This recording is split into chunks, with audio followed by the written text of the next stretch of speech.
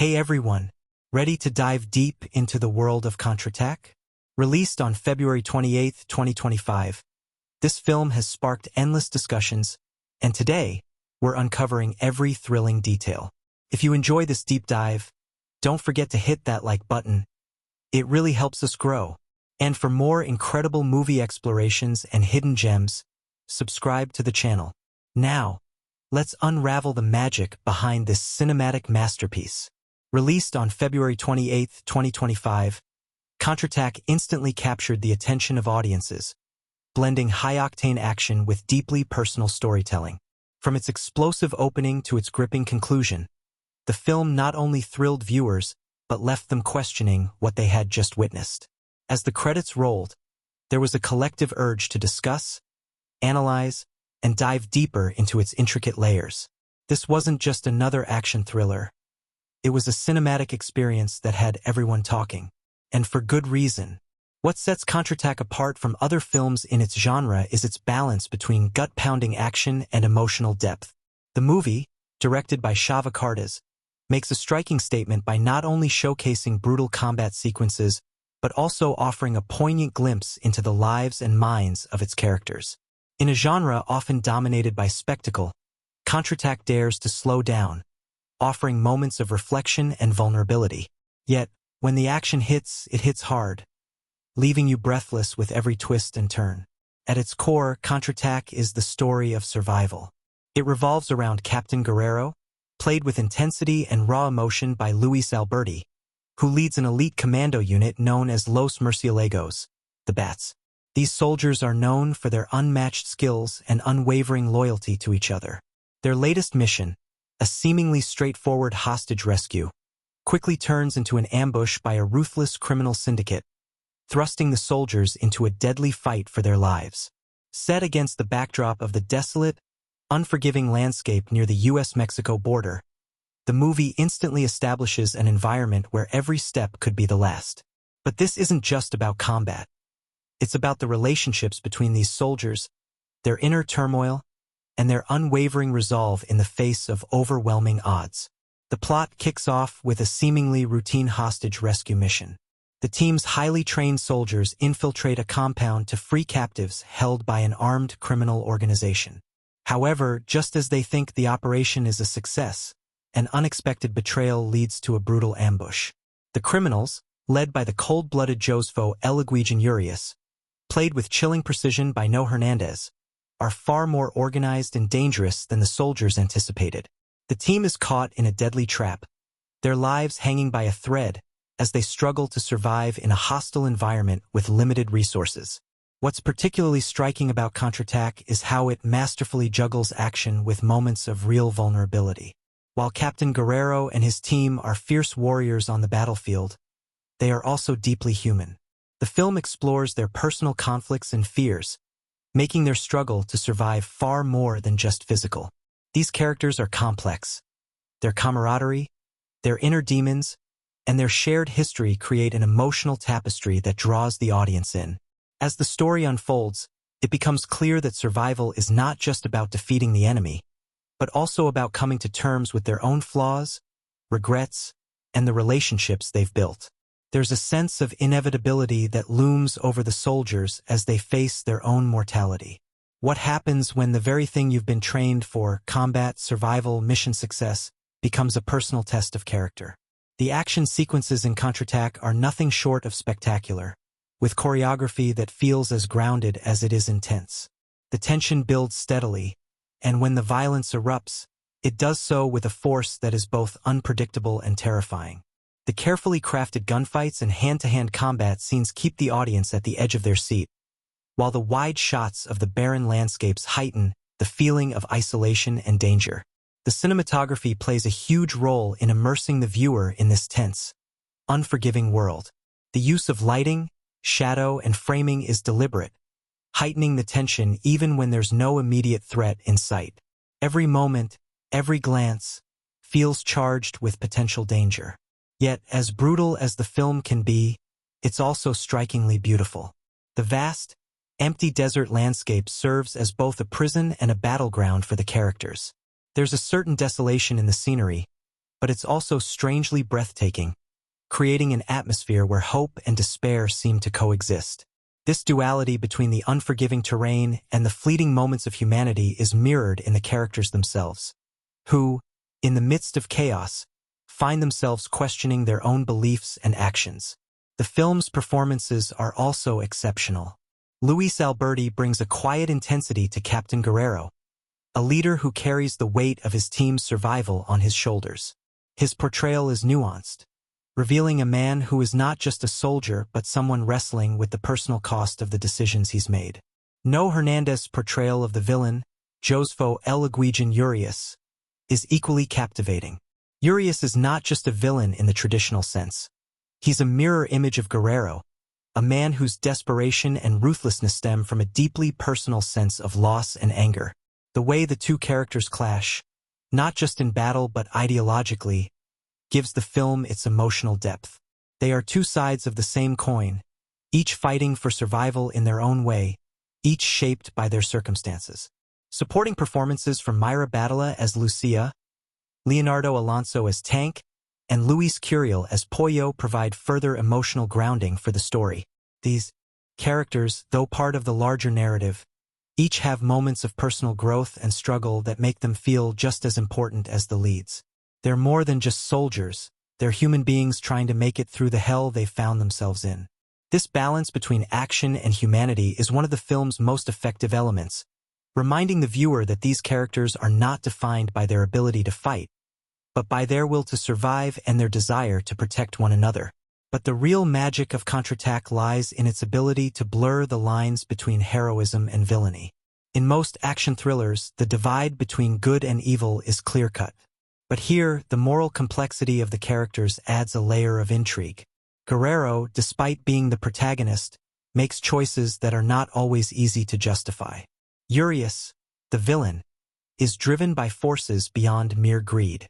These gray areas make the film feel more authentic, allowing the viewer to question not just the actions of the characters, but their own beliefs about what is just and right. The cinematography is complemented by a haunting, atmospheric score that adds to the tension and urgency of the story. The music never overshadows the action but instead amplifies the emotional weight of each scene. There are moments of silence in the film, where the lack of sound becomes just as powerful as any explosive sequence. This restraint in the soundtrack is a deliberate choice, forcing the audience to focus entirely on the visuals and the performances, making each interaction, each shot, feel significant. As the movie moves toward its climax, the intensity only increases. The once clear lines between right and wrong blur even further as the soldiers and criminals face off in an all-or-nothing battle. The movie's finale, which I won't spoil, will have you questioning everything that has happened up until that point. It's a conclusion that feels both inevitable and surprising, a moment that will stick with you long after the film ends. Contraataque is not just a film, it's an experience. This cultural impact is undeniable. The film delves into themes of survival, loyalty, and sacrifice, while exploring the personal costs of war and violence. Its gritty realism, combined with its emotional resonance, speaks to a wide audience. Viewers can see themselves in the characters, their struggles, their triumphs, their failures. It's a universal story told through the lens of a specific, high-stakes mission, but its themes resonate across cultures and borders. In the end, Contraataque isn't just a movie you watch. It's a movie that challenges you to think, to feel, and to reflect on the nature of survival and human connection. It doesn't give you easy answers, but it forces you to confront the tough questions. What makes a hero? What makes a villain? And, perhaps most importantly, what does it mean to truly survive? If you haven't seen Contraataque yet, now's the perfect time to experience it for yourself. Streaming on Netflix, it's a ride you won't want to miss. And even after you watch it, the movie will stay with you. Because this isn't just a film you forget. It's one that stays alive in your mind, sparking conversations, debates, and reflections long after the screen goes dark. Dive deep, explore the layers, and discover why Contraataque has become a cultural phenomenon. Because this is a movie that demands to be experienced on every level. The first half of Contraataque hits the ground running with an opening scene that immediately immerses the audience in its high-stakes world. The sun is setting over the desolate, rugged terrain near the US-Mexico border, a place where isolation and danger are constant companions. The camera moves swiftly, following a convoy of military vehicles as they make their way toward their mission's objective, a hostage rescue operation. The elite commando unit known as Los Murciélagos, the Bats, are on the move, their every action deliberate, their resolve unwavering. Captain Guerrero, played by the compelling Luis Alberti, leads his team with a quiet authority. He's a man of few words but immense presence, his calm demeanor masking the tension simmering beneath the surface. The mission is simple: infiltrate the compound, rescue the hostages, and extract them safely. But from the very first step, things begin to unravel. There's an unmistakable tension in the air as the soldiers approach the target location. Captain Guerrero's instincts are sharp, his eyes scanning the area for any sign of trouble. But nothing seems out of place. The compound looks deserted, too quiet, too still. It's almost as if the criminals are expecting them. And in this world of high-stakes operations, that's never a good sign. The opening sequence is a masterclass in building suspense. The team moves in with precision, their tactical formations tight, their eyes constantly shifting, searching for any threat. Everything about their approach is professional, clinical. But there's a palpable sense of unease, a feeling that something isn't quite right. Captain Guerrero knows that things rarely go as planned in this line of work. And he's right. As they breach the compound, the calm is shattered by the first deafening explosion. The rescue operation has turned into a bloodbath.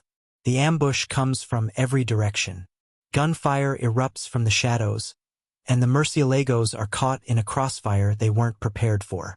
The soldiers are seasoned professionals, but this feels different. These aren't just criminals. They're organized, well-armed, and prepared for a fight.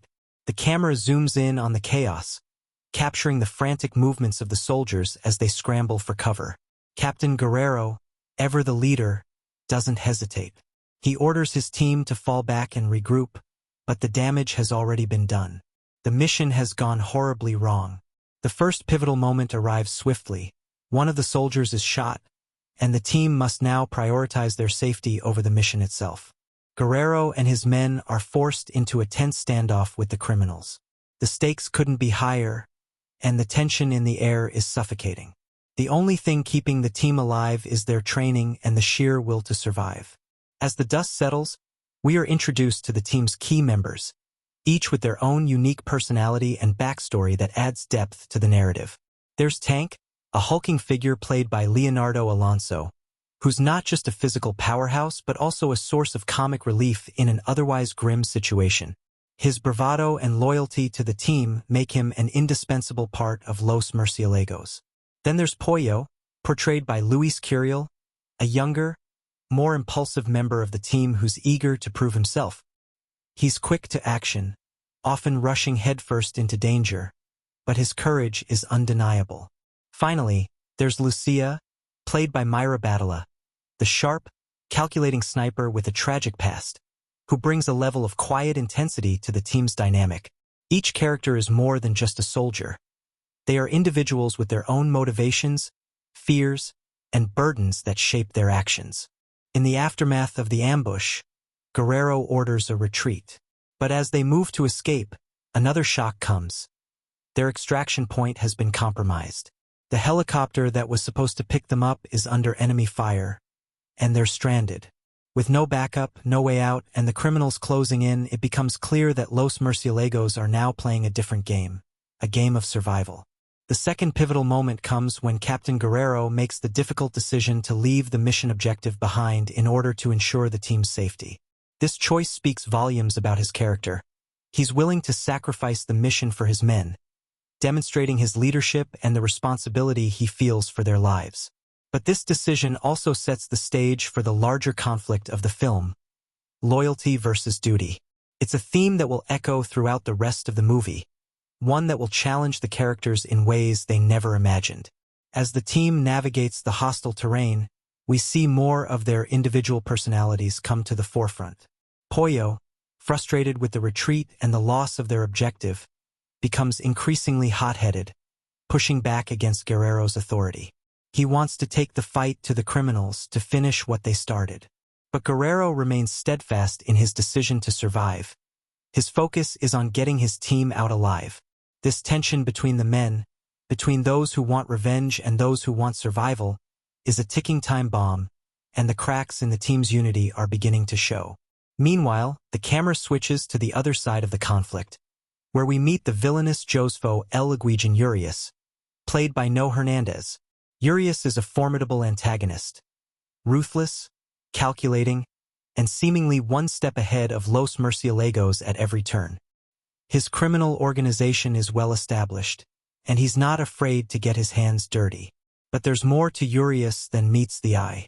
As the first half of the movie unfolds, we learn that his motivations aren't just about power or money. There's a personal vendetta driving him. His ties to the soldiers, particularly Captain Guerrero, are revealed in small, subtle moments. Glimpses of a shared history that suggests there's more at stake than just the mission. In one of the film's most suspenseful moments, Urias, frustrated with the progress of his men and the failure to capture the soldiers, makes a bold decision. He decides to take matters into his own hands.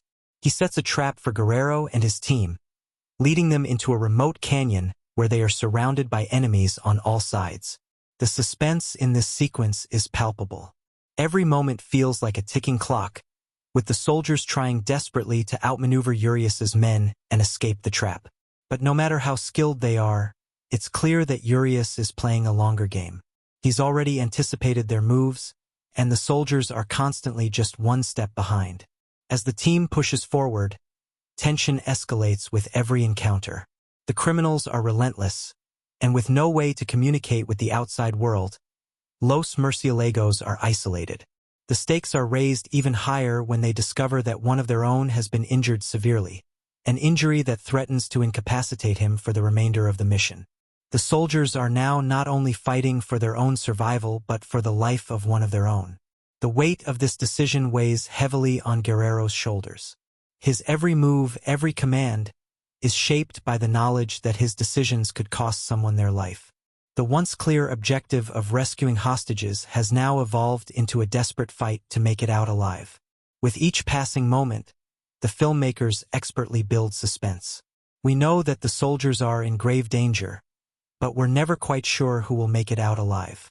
The tension is relentless, and every encounter with Urias's men feels like a game of chess, strategic, calculated, and deadly. The characters are constantly forced to confront their own fears and doubts, especially as they realize that the criminals are always one step ahead. In one particularly harrowing scene, Captain Guerrero is faced with the impossible choice of either leaving his team behind to ensure the success of the mission or staying behind to help them escape. His decision, as agonizing as it is, sets the stage for the next phase of the story, where survival will become the central conflict. The first half of Contraataque sets the stage for a battle not just between soldiers and criminals, but between men caught in a war they never truly wanted. It's a battle for redemption, survival, and trust. A test of what it means to sacrifice everything for those you love, even when the cost is too high. And as the first half concludes, we're left with more questions than answers. Questions that will drive the story forward into its explosive second half. The twists are coming, and with them, the stakes will only get higher. For now, all we can do is watch as the tension continues to build, knowing that the real fight is just beginning. As the second half of Contraataque begins, the tension ratchets up several notches, and the stakes are no longer just about survival. They're about redemption, loyalty, and the personal costs of warfare.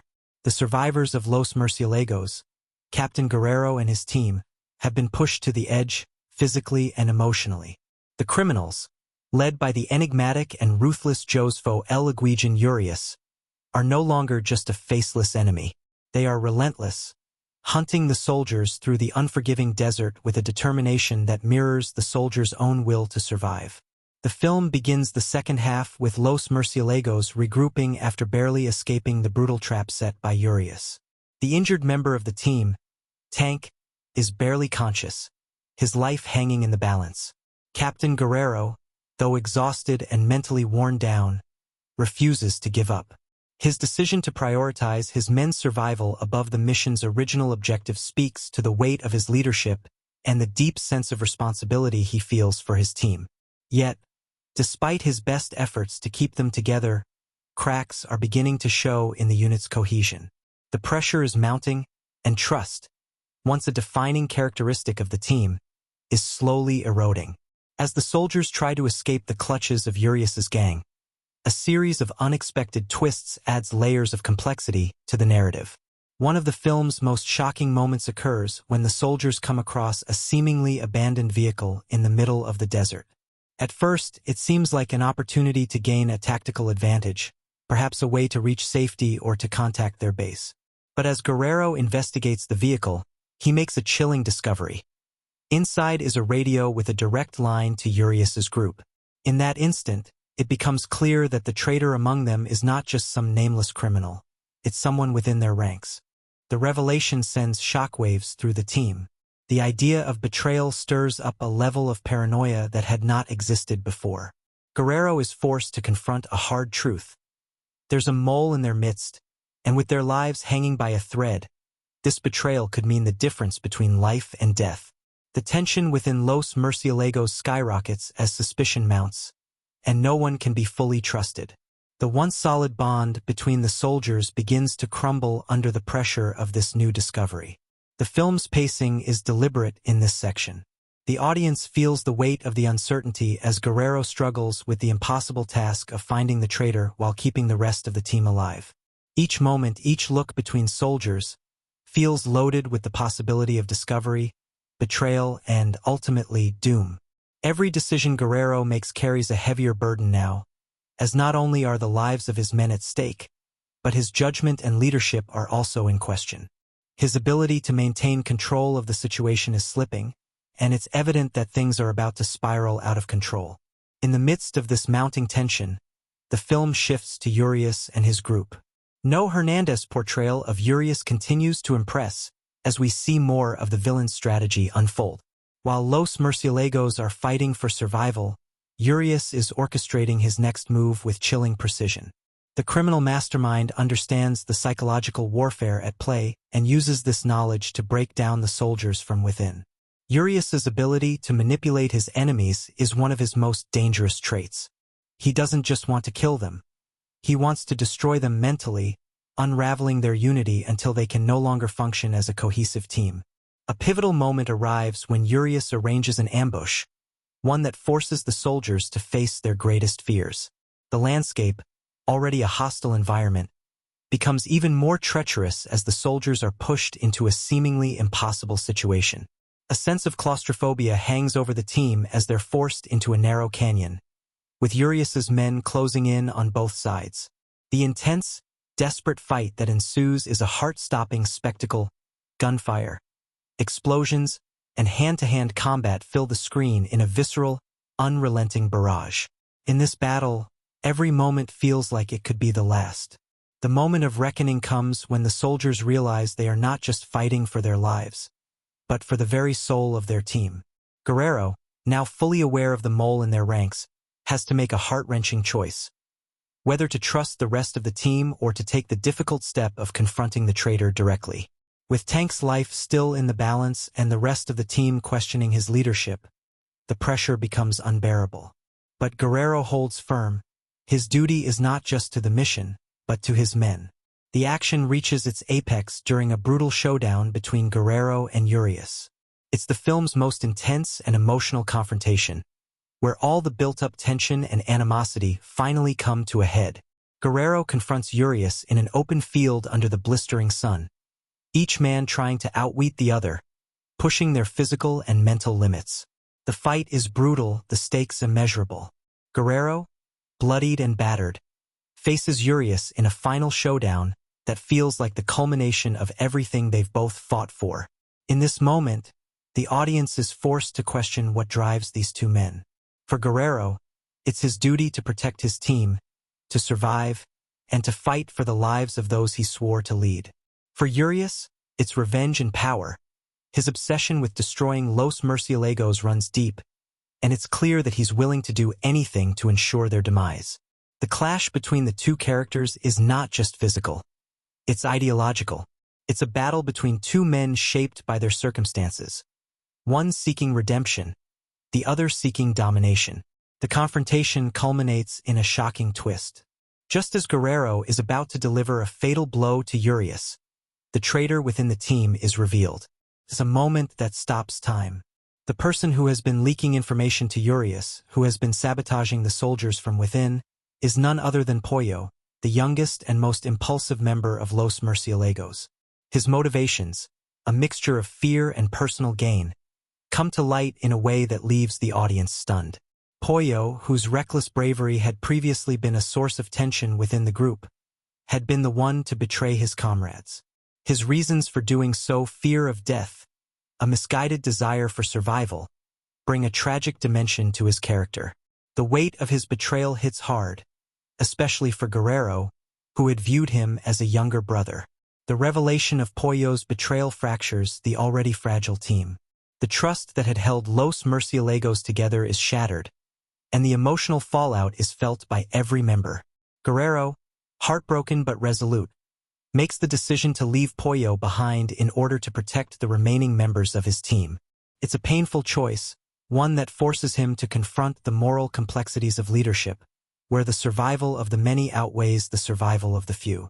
The second half of Contraataque reaches its emotional peak in these final moments, where the true cost of the war and the loyalty that binds the soldiers together is put to the test. As Los Murciélagos begin to regroup and make their final push to escape Urias's clutches, the tension is palpable. Every step they take, every move they make, is now filled with an overwhelming sense of finality. The constant danger, the pressure to survive, and the betrayal they've just experienced weigh heavily on their minds. They are no longer just fighting to escape. They are fighting to reclaim what they've lost: their trust in each other, their purpose, and their dignity as soldiers. The film's climax is a crescendo of action, emotion, and moral complexity. The battle with Urias's men intensifies once again as Guerrero and his team fight their way out of the desert, determined to survive, even as the weight of their decisions and the cost of their choices continues to haunt them. The landscape, once barren and unforgiving, now feels like a battleground, a symbol of everything that has led to this final confrontation. As the dust settles and the survivors make their way towards safety, the final moments of Contraataque leave the audience with a bittersweet sense of resolution. Guerrero, standing alone against the horizon, reflects on the price of survival, the cost of loyalty, and the true meaning of sacrifice. The emotional weight of the journey is palpable. Los Murciélagos may have made it out alive, but they are forever changed by the choices they've made, the lives they've lost, and the bonds they've broken. The final scene, quiet and contemplative, provides a haunting conclusion to the narrative. Guerrero's face, etched with the scars of battle and betrayal, serves as a reminder that even the strongest leaders are not immune to the human cost of war. Contraataque ends not with a triumphant cheer, but with the quiet understanding that survival comes at a price, and that price is often higher than anyone is willing to pay. At the heart of Contraataque lies its deep, intricately woven characters, individuals shaped by the harsh world they inhabit, each carrying their own burdens, motivations, and dreams, which eventually collide in a brutal symphony of survival and betrayal. These characters aren't mere pawns in the larger narrative. They are the emotional anchors that give weight to the film's themes of loyalty, sacrifice, and the cost of war. As we follow Los Murciélagos, the elite commando unit fighting for their lives across hostile terrain, we witness each character transform, revealing the complexity of their psyche in ways that resonate far beyond the battlefield. First and foremost is Captain Guerrero, the leader of Los Murciélagos, a character whose stoic, controlled demeanor hides the inner turmoil that drives his every action.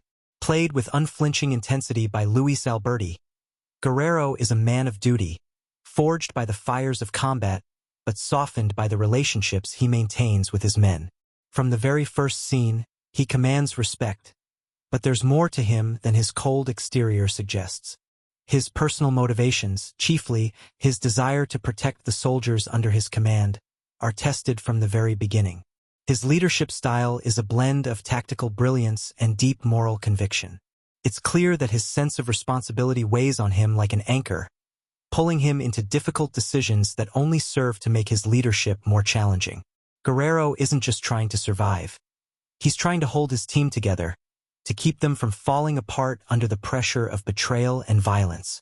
As the movie unfolds, we witness Guerrero's transformation.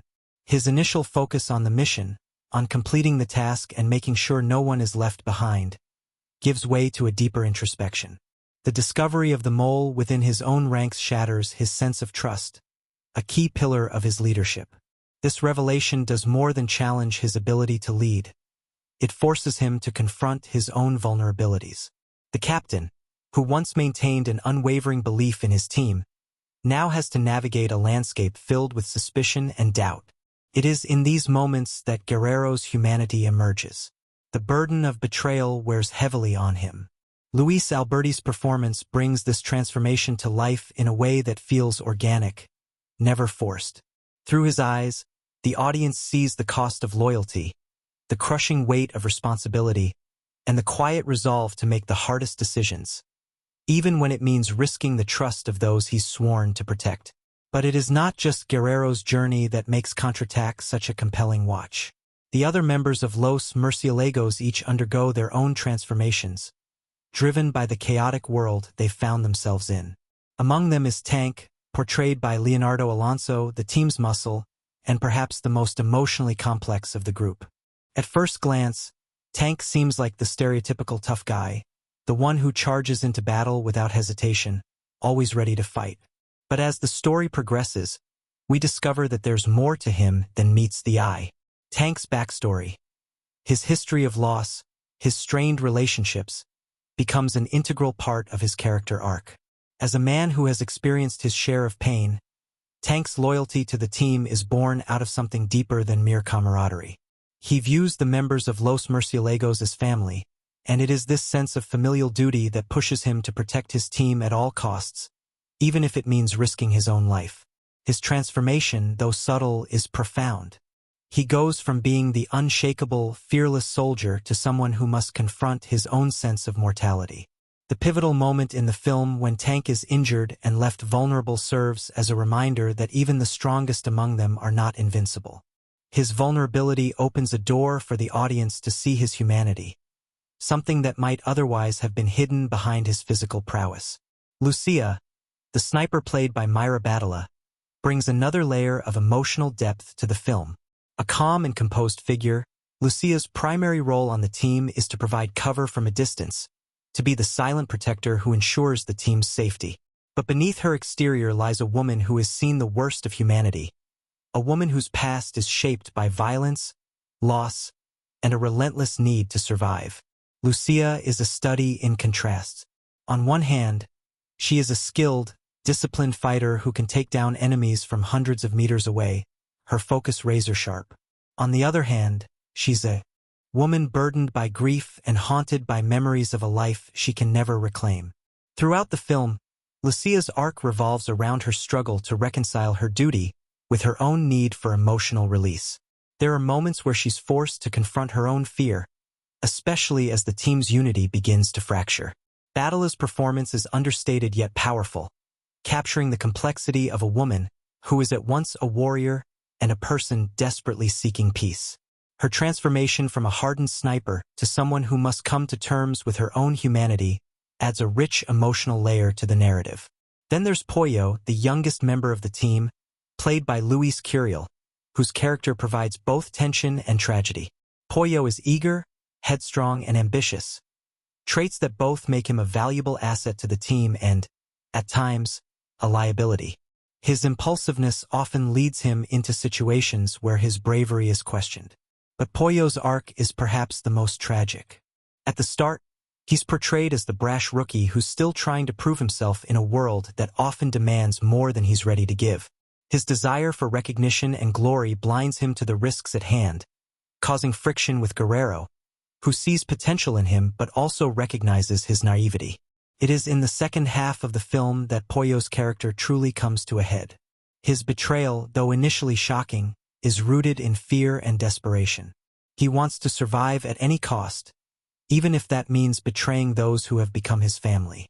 Luis Curiel delivers a haunting performance, showcasing Pollo's internal struggle with guilt and his misguided attempt to secure his own safety.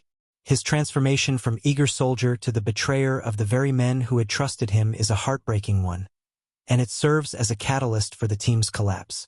Pollo's arc underscores one of the film's central themes: the brutal cost of survival in a world where trust is fleeting and loyalty is constantly tested. Supporting characters like the men under Guerrero's command, Chava, Chava, and others, serve as essential pieces in fleshing out the dynamics of Los Murciélagos. Though their roles are more secondary, they represent the collective spirit of the unit. Chava, the team's medic, played by Ricardo Gonzalez, is the emotional glue that holds the soldiers together. His calm demeanor in the midst of chaos, paired with his selfless devotion to saving lives, provides a counterbalance to the violence and tension around him. He is, in many ways, the heart of the team, the one who keeps hope alive even when all seems lost. Chava, on the other hand, is the embodiment of loyalty, a man whose faith in Guerrero never wavers, even when the team faces its darkest moments. His fierce loyalty and unwavering belief in the mission serve as a reminder of the ideals they are all fighting for. But it's the antagonist, Urias, who adds the perfect foil to the soldiers. No Hernandez's portrayal of Urias is chilling in its complexity. At first glance, Urias seems like a one-dimensional villain, a ruthless criminal mastermind bent on destroying Los Murciélagos. But as the film progresses, his motivations come into sharper focus. Urias is not just a man driven by greed or a lust for power. He is a man consumed by a need for revenge. His ties to Guerrero, revealed gradually throughout the second half of the film, add layers to his character. Urias is not just fighting for control of territory. He's fighting for something much more personal, something that connects him to the very soldiers he is trying to destroy. Hernandez's portrayal captures this duality perfectly, showing a man who is not just an enemy, but a tragic figure, shaped by his past and hell-bent on vengeance. As the story progresses, the emotional complexity of the characters intertwines with the brutal reality of their world. The audience becomes increasingly invested in their individual arcs, feeling their losses, their victories, and their betrayals. Each character, whether a primary or supporting player, is crucial to the overall narrative, contributing to the intricate web of conflict that drives the film. Their motivations, whether driven by duty, revenge, or survival, form the backbone of Contraataque, making it a rich, multifaceted story that explores not just the physical battles of war, but the internal struggles that each character must face. By the film's conclusion, Los Murciélagos are forever changed. They've been tested in ways that few people ever will. And while they may have survived, their personal transformations, shaped by loss, betrayal, and the brutal choices they've made, are the true legacy of their journey. Guerrero, Tank, Lucia, Pollo, and the rest of the team may have emerged from the desert, but they have left pieces of themselves behind. It is in these transformations, in the pain and resilience of these characters, that Counterattack finds its heart. A story not just about war, but about the men and women who are forced to fight it. Counterattack isn't just a powerful action-packed journey through the desert. It's a film layered with intricate details, cultural references, and clever foreshadowing that deepen its impact and reward the attentive viewer. As the story unfolds, these subtle moments become key pieces of the puzzle, adding depth to the characters, themes, and even the setting itself. The filmmakers have embedded Easter eggs, cultural callbacks, and symbolic elements that, while easily overlooked at first glance, become crucial to understanding the full narrative and emotional arc of the film. One of the earliest examples of the film's attention to detail is the use of the desert landscape itself, which goes beyond its role as a mere backdrop.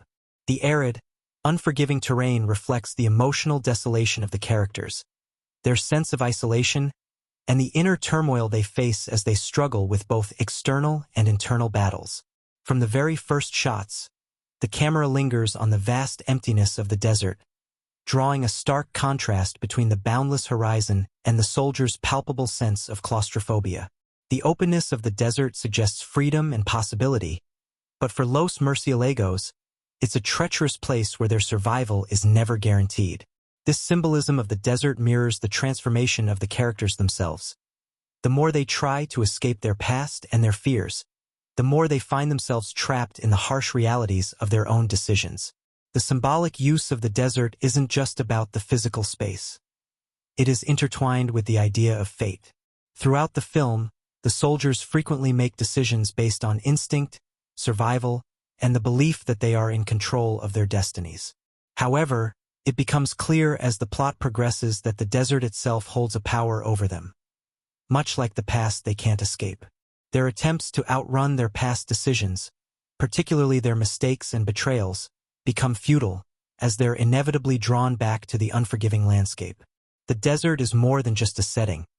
It's a metaphor for their struggles, a representation of the psychological, emotional, and moral challenges they face in trying to survive.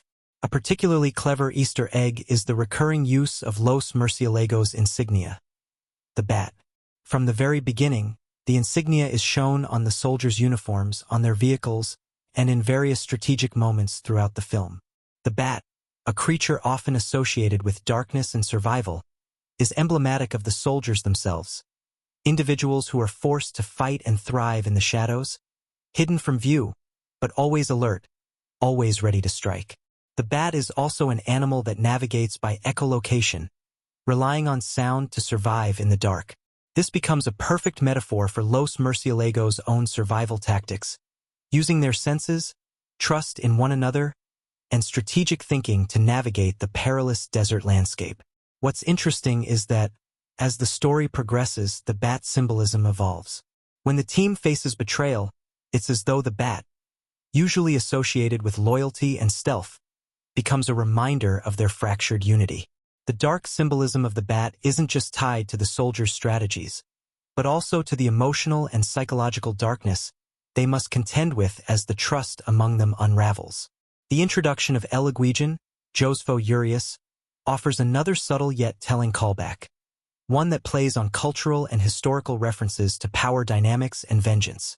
Urias' name itself is an Easter egg for those familiar with Spanish and Latin American history.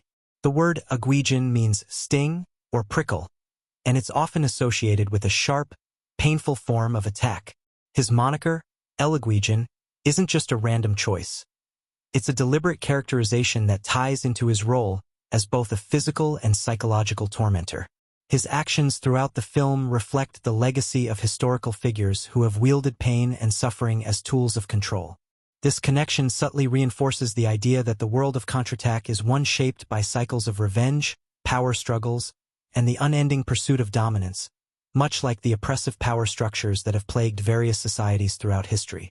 In the film's pivotal scenes, we also begin to see how El Aguijón manipulates Los Murciélagos through psychological warfare, something that, in itself, acts as a mirror to the broader theme of survival.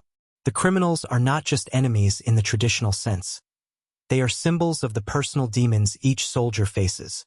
Urias' gang plays on the characters' vulnerabilities, targeting their fears and weaknesses in subtle, manipulative ways. The specific way Urias sets traps for the soldiers, using their own strategies and mistakes against them, reinforces the idea that survival is not just about brute force. This psychological manipulation becomes an integral part of the film's darkly reflective tone. Urias represents the past Los Murciélagos cannot escape, the sins they must confront. Then there's the clever use of foreshadowing, small details that, upon closer inspection, hint at the betrayals and twists to come. One of the most significant moments occurs early in the film, when the team comes across an abandoned camp, a seemingly innocent scene that looks like nothing more than an oasis in the desert. As they search the site for supplies, the camera briefly focuses on a set of broken binoculars, a piece of discarded equipment that initially seems trivial.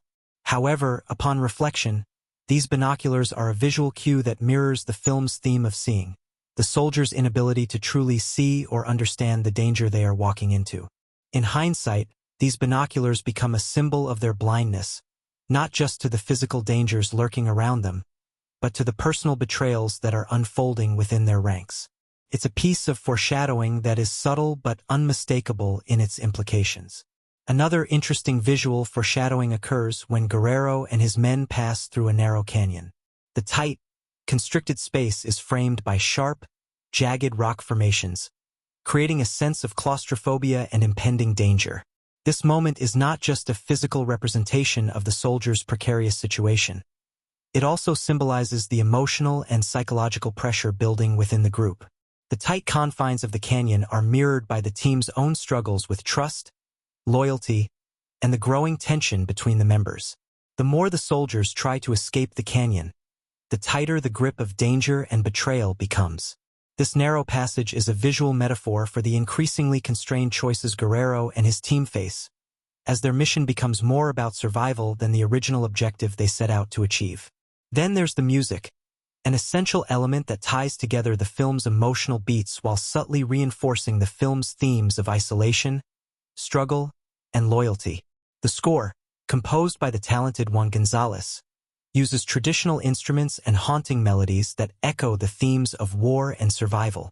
The use of strings, especially during moments of emotional conflict, reinforces the soldiers' internal turmoil. In a particularly poignant moment, when Guerrero is forced to confront his fears about losing his men, the score swells with a sense of grief and loss. It's a subtle detail, but the music does more than accompany the action. It becomes a character in its own right, guiding the audience through the highs and lows of the soldier's journey. As the film progresses, the symbolism of blood begins to surface as an omnipresent force, representing both the physical cost of survival and the emotional consequences of betrayal. Blood is something that is spilled during almost every major action sequence, a reminder of the cost of war and the sacrifices the soldiers are forced to make.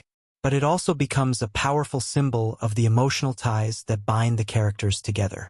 Guerrero, at one point, wraps a bandage around Tank's arm, and the camera lingers on the blood-stained fabric, underscoring the connection between these two men, one that goes beyond the physical, reflecting their shared history, their struggles, and their dedication to one another.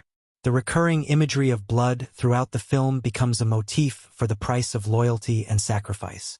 One of the most thrilling Easter eggs appears in the final showdown between Guerrero and Urias, where their faces are framed in close-up. The symbolism of the two men facing off against each other, both physically and ideologically, is more than just a battle between good and evil. It's a battle between two sides of the same coin. Guerrero, the man trying to lead his team through the desert and past their personal demons, and Urias, the man who embraces the darkness of revenge and manipulation. In these final moments, the camera deliberately focuses on their faces, allowing the audience to see not just the physical marks of battle, but the emotional toll both characters have endured. It's a moment that invites reflection, as the two men stare into each other's eyes, recognizing in one another the same desperation to survive, the same unyielding will to live. As Contraataque draws to a close, the subtle references, foreshadowing, and symbolism come together in a powerful, haunting conclusion that lingers long after the credits roll. Each element, from the cultural allusions to the psychological depth of the characters, is designed not just to tell a story, but to invite the audience into the layered world of the film. A world where every detail counts, where every decision matters, and where survival is not just about fighting the enemy, but confronting the shadows within oneself. It's this intricate weaving of hidden details and Easter eggs that elevates Contraataque from a simple survival thriller to a multifaceted exploration of the human condition. Every great film has its story, but sometimes the tale behind the camera is just as captivating as the one on screen. Contraataque is no exception, with a production riddled with surprising challenges, remarkable decisions, and the kind of unexpected moments that often get lost in the hustle of filmmaking. Behind the polished sequences and the breathtaking performances, there's a whole other world of creativity, tension, and surprise.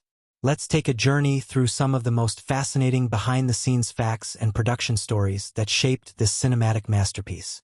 One of the most significant production challenges that Contraataque faced was the unforgiving environment in which it was filmed. The film's desert landscapes, which feel like an almost tangible character in the story, were not just chosen for their stark beauty. They were a vital narrative tool. However, the crew soon learned that filming in such a harsh and remote location came with its own set of problems. The heat alone was a formidable foe, pushing the boundaries of what the cast and crew could endure. Temperatures regularly soared above 40 degrees Celsius 104 degrees Fahrenheit, and filming under these conditions wasn't just uncomfortable. It was dangerous. The crew had to be extremely cautious about dehydration, heat stroke, and sunburn, which slowed down production and led to multiple reshoots. One of the most bizarre and unexpected incidents occurred when the entire production was forced to stop for several days after an unseasonably strong dust storm hit. The storm reduced visibility to near zero, creating conditions so treacherous that it was impossible to shoot anything safely. Ironically, this delay gave the filmmakers a unique opportunity. They decided to use this natural phenomenon as a plot point. The storm, as disorienting as it was, became a vital scene within the movie itself, creating a moment where the characters' survival instincts were pushed to their limit. They had to endure the physical and emotional chaos of being trapped in the elements. This shift from setback to creative opportunity exemplified the crew's ability to adapt to their surroundings and turn an obstacle into a cinematic moment. The vastness and isolation of the desert also brought another problem: logistics. With the nearest town miles away, basic resources like food, water, and equipment were hard to come by, often requiring long treks by car or helicopter to get supplies. The lack of readily available resources meant the production team had to make do with what they had on hand. The art department, for instance, had to be incredibly resourceful when designing the set pieces, particularly for the dilapidated camp the soldiers explore early in the film. Initially, they had planned to build a fully functional set from scratch, but because of time and budget constraints, they were forced to use salvaged materials from the desert itself. This included abandoned wreckage, rusted vehicles, and old, discarded structures that had been left to decay over time. The result was a scene that felt not only authentic but haunting in its realism. The very environment they were filming in helped to shape the world of Contraataque, adding an element of history to the landscape itself. The actors' commitment to the authenticity of their performances led to some unforgettable moments. Most notably, the cast performed many of their own stunts, which was something that wasn't initially planned. The film's fight choreography was designed with realism in mind, and the director, Jorge Ramos, wanted to push the actors to their limits. As a result, they spent months undergoing combat training, learning real-world military tactics, and even engaging in survival courses to prepare for their roles. The dedication paid off, especially in one particularly grueling scene where the soldiers must traverse an unforgiving canyon under enemy fire. Luis Alberti, who played the stoic Captain Guerrero, became the unofficial leader of the cast, stepping up not only to guide his fellow actors through the intense physicality of their roles, but also to support them emotionally. One of the most unexpected moments happened when Alberti, having become close with his fellow cast members, sustained a minor injury during one of the more demanding scenes. What could have been a simple trip to the hospital turned into a dramatic and emotional sequence that mirrored his character's struggle. During the scene, Guerrero is shot, but the actor, refusing to break character, insisted on continuing despite the pain. The crew was amazed by his perseverance, and it became one of those moments that solidified the entire cast's dedication to their roles.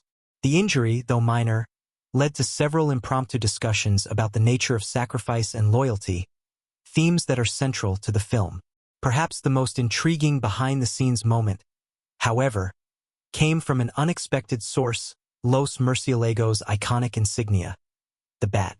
During the design phase of the film, the crew debated for weeks over what symbol would best represent the elite commando unit. They considered various options, from wolves to falcons, but the choice of a bat was actually inspired by a chance encounter between the director and a local historian. The historian, who was familiar with ancient mythology, introduced the idea of the bat as a symbol of survival and adaptation, traits that resonated deeply with the film's themes. The bat, after all, is often seen as a creature of the night, one that survives by navigating through darkness and using its sharp instincts to find its way. This symbolism fit perfectly with the narrative of Contraataque, where the soldiers must survive in a world filled with deception and chaos. What's even more interesting is that the bat itself became a literal part of the production process. In one of the most unusual set moments, the crew had to incorporate an actual bat into the film. During a night shoot, a bat flew into the frame unexpectedly, becoming part of a key action sequence. The filmmakers embraced this happy accident, using it as a perfect metaphor for the unpredictability and raw nature of the world they had created. On the subject of the film's intense realism, one of the biggest points of debate among the filmmakers was the portrayal of violence and the consequences of war.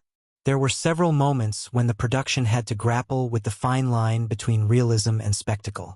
The depiction of physical and psychological trauma was essential to the story, but there were times when the actors and crew questioned whether the violence was too graphic, or if the film's central message was getting lost in the chaos of combat.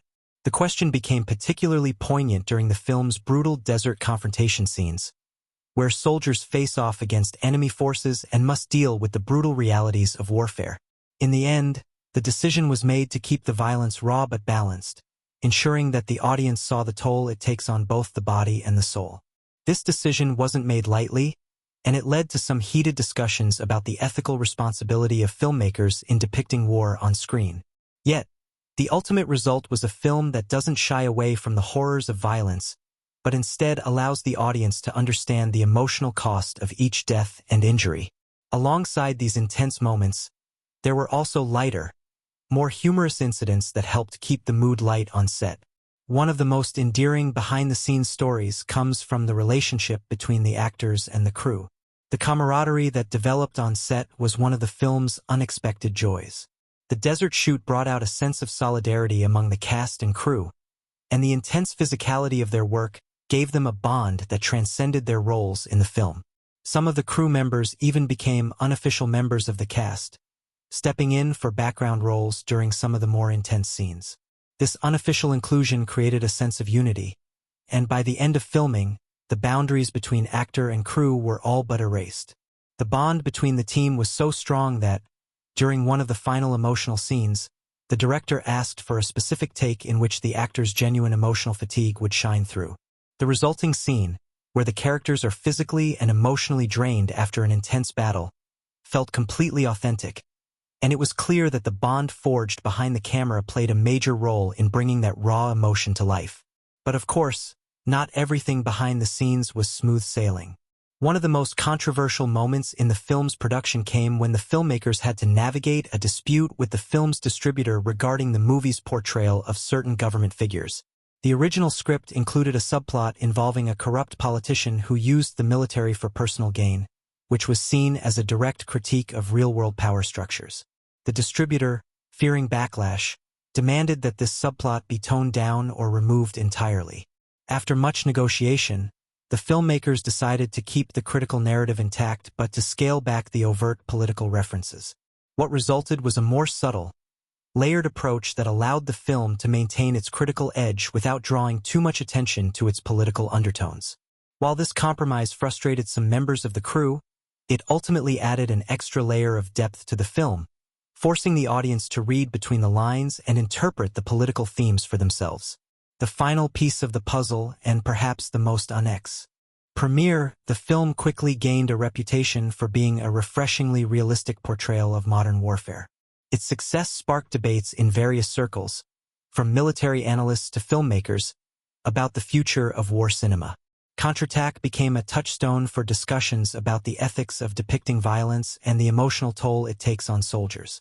It also prompted a renewed interest in films that eschew traditional Hollywood spectacle in favor of gritty realism and personal storytelling. Ultimately, the story behind Contraataque is a testament to the unpredictable nature of filmmaking. The way obstacles are overcome, creative risks are taken, and moments of brilliance often emerge from the most unlikely sources.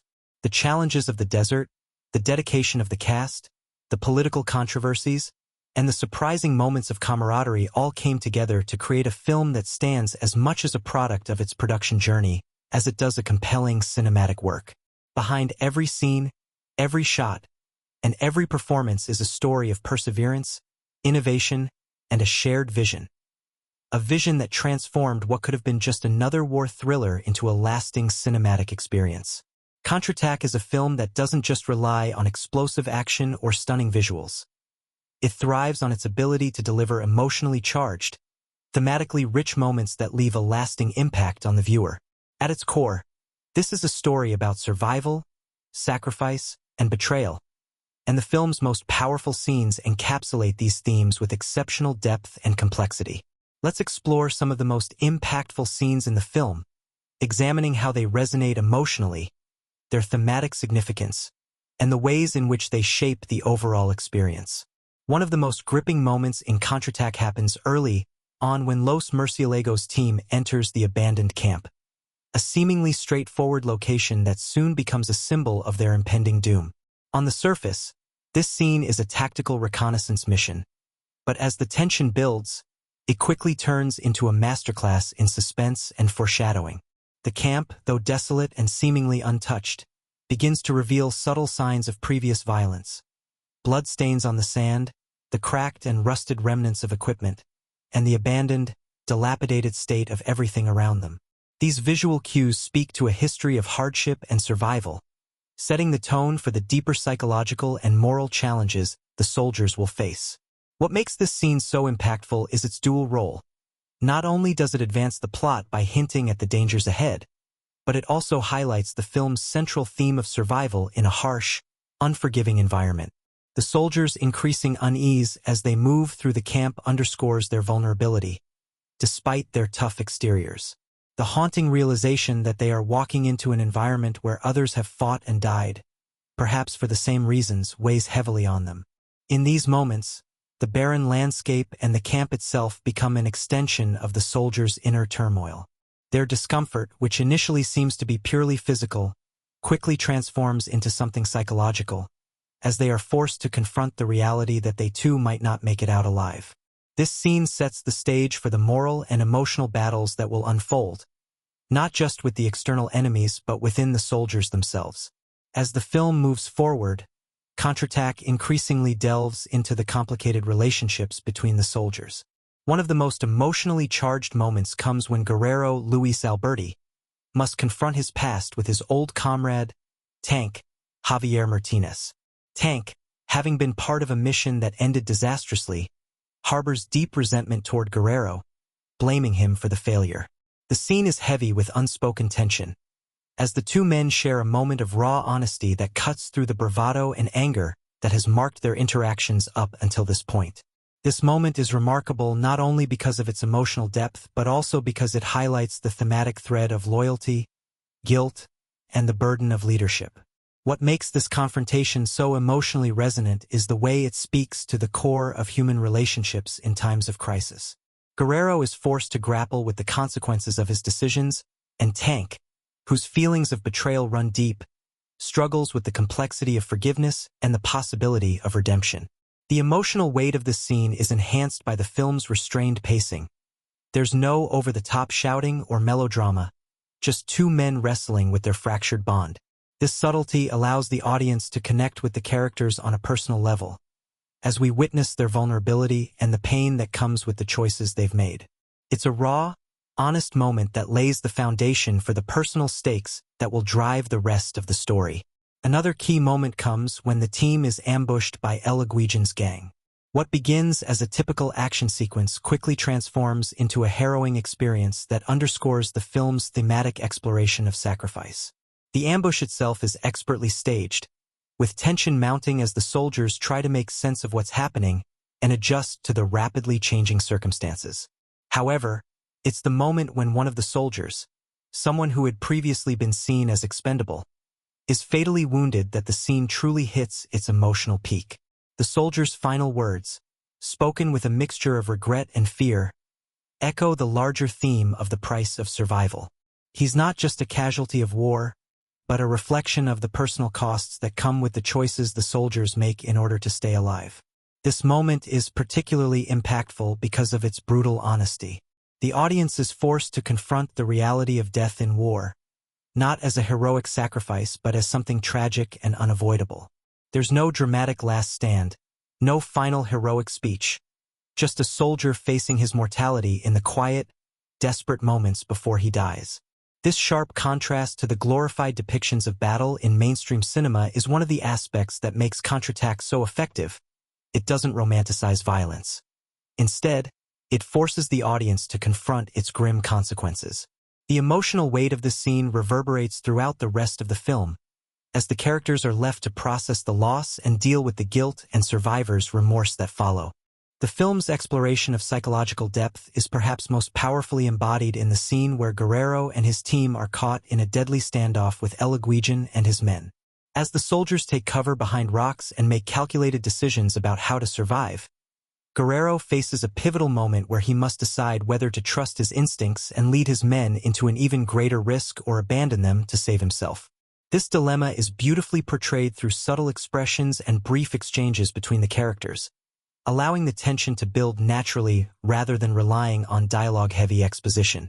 It's the kind of moment that forces the audience to question their own beliefs about loyalty, leadership, and survival. What makes this scene so captivating is its exploration of fear and human vulnerability. Guerrero, as the leader, is expected to be the strongest, the one who always has a plan. But here, he's faced with a situation where no plan seems to work. His vulnerability, exposed in this moment, makes him more relatable and human, especially in contrast to his usual authoritative demeanor. This crack in his armor allows the audience to empathize with his internal conflict. The stakes are no longer just about defeating the enemy. They're about Guerrero's struggle with his own sense of duty and what it means to be a leader. It's a powerful reflection on the burden of responsibility and the moral ambiguities that come with making life-and-death decisions. One of the most shocking moments in the film is the betrayal that rocks Los Murciélagos to its core. As the soldiers near the final stages of their mission, it becomes clear that someone within the group has been working against them. The reveal of this traitor is one of the film's most unexpected twists, and it's handled with such skill and subtlety that it catches the audience off guard. What makes this moment so compelling is not just the twist itself, but the emotional fallout that follows. The betrayal is not just a plot device. It's a deeply personal violation that fractures the bond between the characters and shakes the very foundation of their mission. It's a stunning exploration of trust, loyalty, and the devastating consequences of betrayal, both in war and in life. The way the betrayal is revealed is crucial to the impact it has on the story. There's no dramatic confrontation or shouting match. Instead, the tension builds quietly, and the truth emerges through small, subtle clues. The fractured relationships among the team members become apparent as they begin to suspect each other, and the resulting paranoia only intensifies the emotional stakes. The betrayal itself forces the characters, and by extension, the audience, to confront the painful truth that in the harsh world of Contraataque, loyalty is not always a given. The emotional complexity of this moment is what makes it stand out, as it forces both the characters and the audience to grapple with the reality that survival can sometimes come at the cost of everything they believe in. Finally, the film's resolution brings these key moments together in a powerful conclusion. The final showdown between Guerrero and El Aguijón is a thrilling, action-packed sequence that ties together all the thematic threads of the film. However, what makes it truly memorable is not the physical combat, but the emotional undercurrent that runs throughout the scene. Guerrero's final decision, the culmination of his personal journey, is a moment of reckoning that speaks to the heart of the film's themes of redemption, sacrifice, and the cost of survival. It's a fitting end to a film that has consistently pushed the boundaries of what it means to survive in a world defined by chaos and conflict. Each of these key moments in Contraataque serves a purpose far beyond simple plot advancement. They are emotional touchstones that elevate the film from a standard action thriller to a deeply resonant exploration of human nature. Through these moments, the audience is forced to confront the complexities of leadership, trust, loyalty, and the emotional toll of survival. It is these layers of emotional and thematic depth that make Contraataque a film that sticks with the viewer long after the credits roll. These pivotal scenes don't just shape the narrative. They transform the audience's experience, making them reflect on the true cost of war and the sacrifices made in the name of survival. Behind every remarkable film is an intricate blend of creativity, technical mastery, and an unwavering commitment to pushing boundaries. Contraataque is no exception, offering a visually stunning and narratively unique experience that resonates long after the credits roll. The magic of this film doesn't just lie in its powerful performances or its gripping plot. It is also a result of the creative risks taken by the filmmakers and the groundbreaking technical innovations that were used to bring their vision to life. From the very beginning, Contraataque set itself apart by embracing a unique approach to storytelling, one that fused the harsh realities of war with a visually poetic style that was both immersive and visceral. What became immediately apparent during production was the director Jorge Ramos' desire to infuse each frame with meaning, not just in the story, but also in how the world itself was represented. To capture the essence of the barren desert landscape, the production team had to overcome numerous hurdles, turning a challenging environment into one of the most unforgettable aspects of the film. The desert setting was chosen not just for its visual impact, but for its thematic relevance. Ramos wanted to create an atmosphere where the landscape itself would feel like a character, unforgiving, relentless, and beautiful in its harshness. However, filming in such a desolate and isolated location presented serious logistical challenges. The crew had to adapt to extreme temperatures and harsh environmental conditions, with sandstorms, intense heat, and unpredictable weather affecting both the actors and the equipment. In one instance, a sandstorm forced the production to halt for several days, but instead of seeing it as an obstacle, the filmmakers saw an opportunity. The storm, which could have been a mere disruption, ended up being incorporated into the film's narrative, serving as a powerful metaphor for the unpredictability of war and the sense of helplessness the soldiers experience. This seamless blending of reality and narrative is one of the key achievements of the film. The choice to use natural elements, such as the sandstorms and the brutal desert heat, helped to ground the story in a sense of authenticity that made the stakes feel more real. Instead of relying heavily on CGI to create the dangers of the environment, the filmmakers used practical effects, with the desert itself becoming a part of the story. The dust storms that wreak havoc on the soldiers become more than just an obstacle. They mirror the emotional chaos brewing within the characters, especially in moments when their survival instincts are tested. One of the most innovative aspects of Contraataque is how it uses the camera to intensify the emotional weight of the story.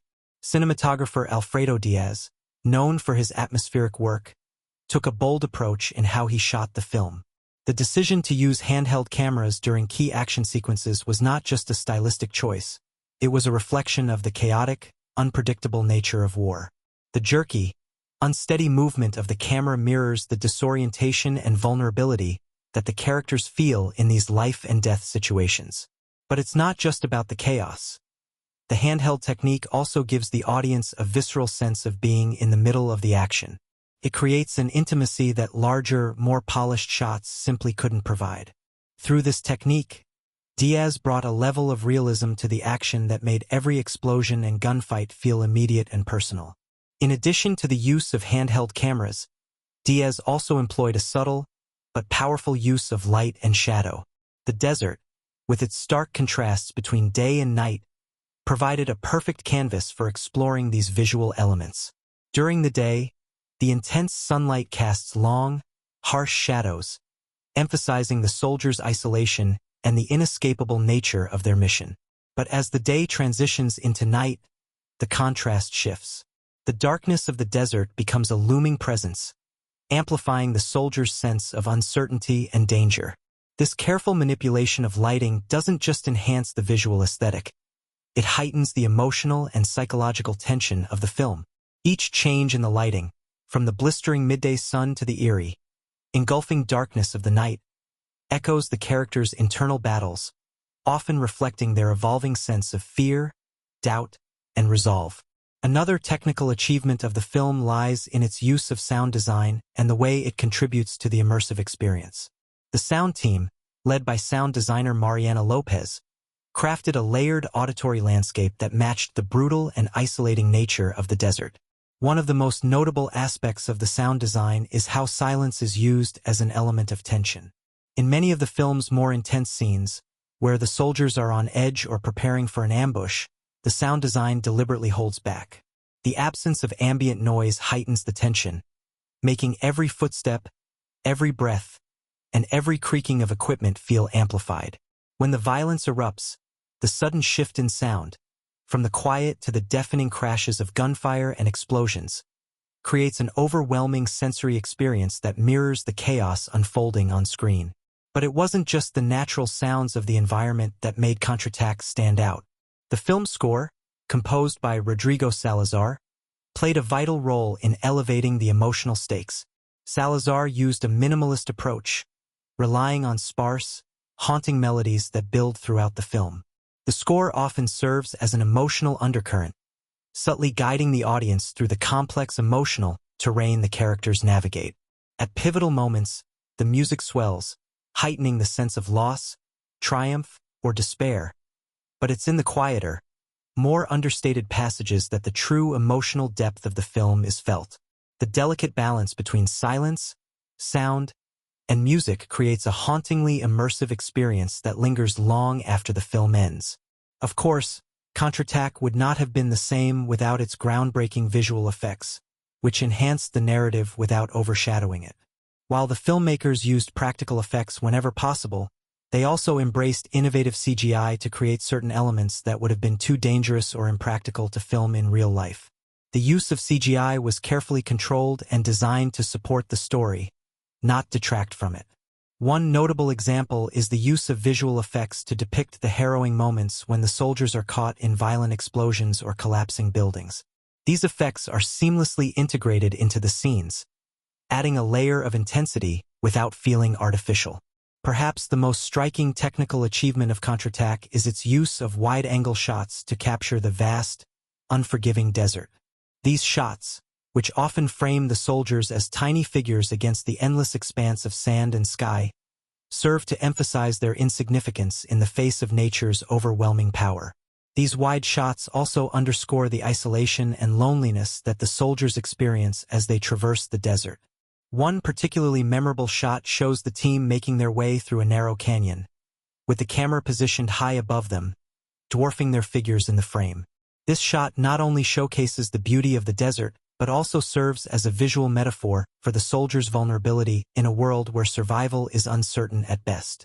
While the visuals and technical achievements are what first draw viewers into the world of Contraataque, the film's creative use of storytelling techniques is just as crucial to its success. One of the most ingenious narrative decisions was how the film often blurs the line between the soldiers' present-day struggle and their flashbacks to past missions. These memories are seamlessly integrated into the plot, with the past bleeding into the present both thematically and visually. The use of color grading is key in differentiating these flashbacks from the present-day scenes. While the desert sequences are washed in pale, desaturated tones, the flashbacks are warmer, with richer hues that evoke a sense of nostalgia and longing. This subtle visual cue not only makes the narrative flow feel natural, but also reinforces the emotional weight of the past on the characters' present actions. In many ways, the creative choices of the filmmakers reflect the thematic focus of the story: survival, memory, and identity. The visual and narrative techniques employed in Contraataque are never self-indulgent. They always serve the emotional core of the film. The decision to use the environment as a central element of the story, the careful manipulation of light and shadow, the visceral sound design, and the haunting score all contribute to a cohesive and immersive cinematic experience that is as much about the internal struggles of the characters as it is about the external dangers they face. Yet, despite all the technical innovations, the heart of Contraataque lies in its dedication to authenticity. The filmmakers made a deliberate choice to eschew the overblown spectacle often associated with war films. Instead, they focused on the human elements, the relationships between the soldiers, the emotional toll of their mission, and the moral complexities of survival. It's this commitment to truth, both in the technical execution and the emotional storytelling, that makes Contraataque stand out as a film that isn't just about war, but about the people who live through it. Behind the scenes, Contraataque became a testament to the dedication and resourcefulness of the crew. Every challenge, from the extreme desert conditions to the tight shooting schedule, was met with creativity and determination.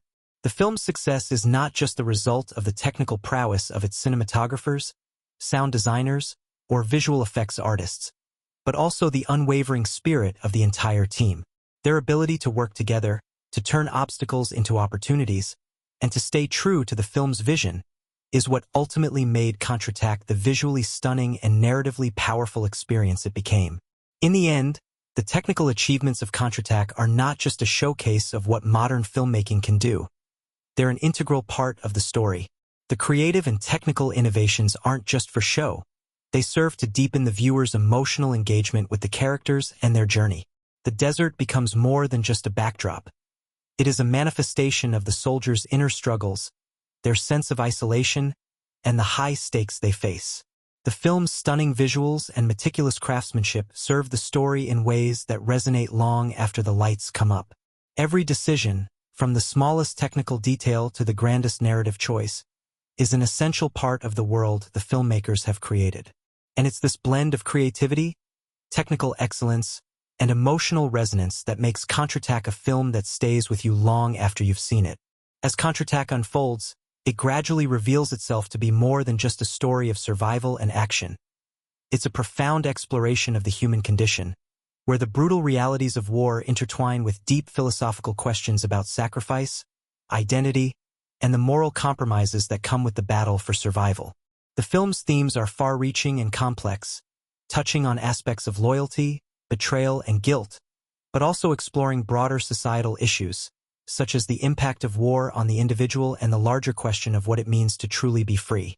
The backdrop of war in Contraataque serves not only as a setting but as a lens through which the film examines the human psyche, forcing both its characters and the audience to confront harsh truths about the cost of survival and the personal toll of conflict. At the heart of this exploration is the theme of survival, both physical and psychological. The soldiers in Los Murciélagos are not just fighting an external enemy, but also grappling with their internal demons. They are each driven by a need to survive, but that drive begins to blur the lines between right and wrong, loyalty and betrayal, justice and revenge.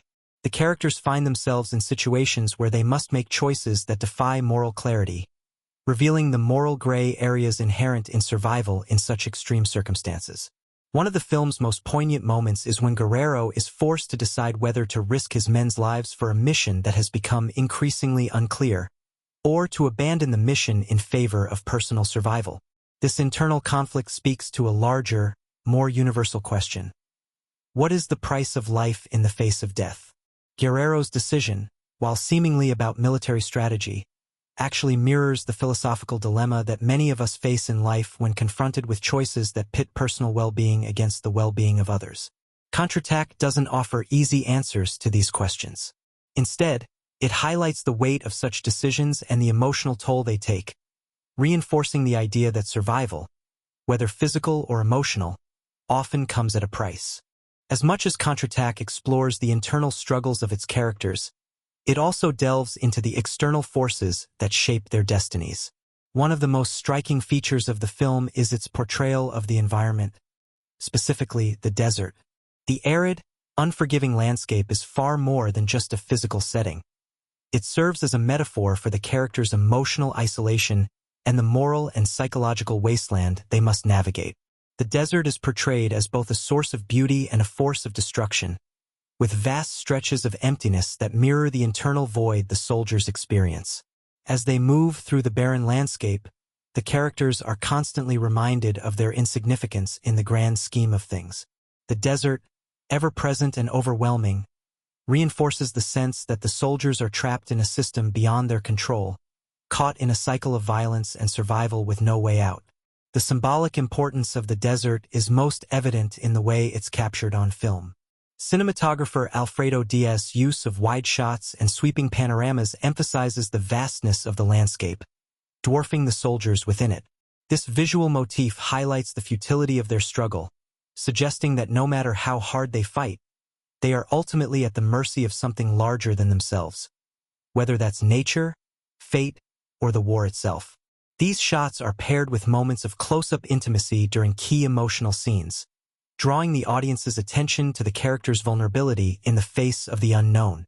The contrast between the vast, impersonal desert and the intimate, human moments that unfold within it underscores the internal conflict at play, the soldiers' yearning for connection and survival against the overwhelming isolation of their environment. Yet, beyond the symbolic use of the desert as a force that shapes the soldiers' physical journey, the film also uses it to explore the concept of identity. The soldiers in Los Murciélagos are not just fighting for their lives, they are fighting for their sense of self.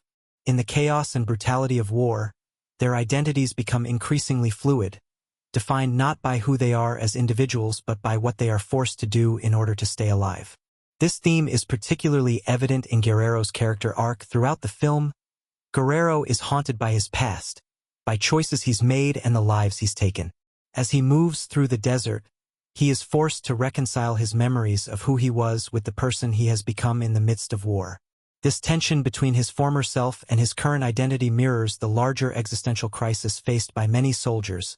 What happens when the things you have to do to survive contradict the person you once were or hope to be? The desert itself becomes a place of reflection for the soldiers, as they are forced to face the consequences of their actions and the transformation they've undergone.